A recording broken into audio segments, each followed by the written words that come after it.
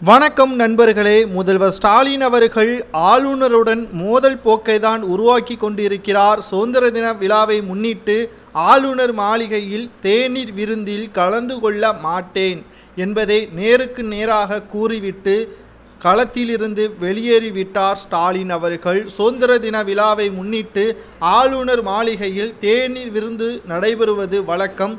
அனைத்து கட்சி தலைவர்களை அழைத்து இந்த தேநீர் விருந்தில் கலந்து கொள்வது வழக்கம். இது அவர்களது நட்பை மேம்படுத்துவதாக இத்தனை ஆண்டுகளாக பார்க்கப்படுகிறது. ஆனால் இதை அரசியலாக மாற்றி வருகிறார் ஸ்டாலின் அவர்கள் என்றும் தற்பொழுது பாஜகவின் தலைவர் அண்ணாமலை அவர்கள் கடுமையான விமர்சனத்தை முன்வைத்து வருகிறார். ஏனென்றால் ஆளுநருக்கும் ஸ்டாலின் அவர்களுக்கும் இருக்கக்கூடிய மோதல் கடந்த 3 ஆண்டுகளாகவே தான் தொடர்ந்து கொண்டு வருகிறது. ஆளுநர் அவர்கள் திமுகவின் அரசியலில் நேரடியாக அவர் பேசுவது திமுகவிற்கு கடும் கோபத்தை ஏற்படுத்தி வருவது மட்டுமல்ல, பல்கலைக்கழகங்களில் வேந்தர்களது நியமனத்தில் தன்னிச்சையாக ஆளுநர் செயல்படுகிறார் என்ற குற்றச்சாட்டையும் திமுக முன்வைத்து வருகிறது.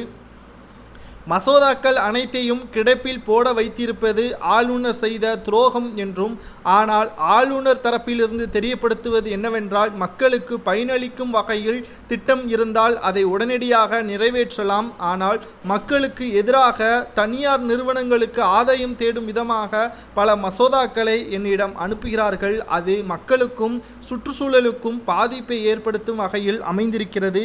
இதற்காகத்தான் இன்று வரை மசோதாக்கள் அனைத்தையும் நிறுத்தி வைத்திருக்கிறேன் என்பதையும் ஆளுநர் தரப்பிலிருந்து தகவல்களும் வெளியாகியிருக்கிறது.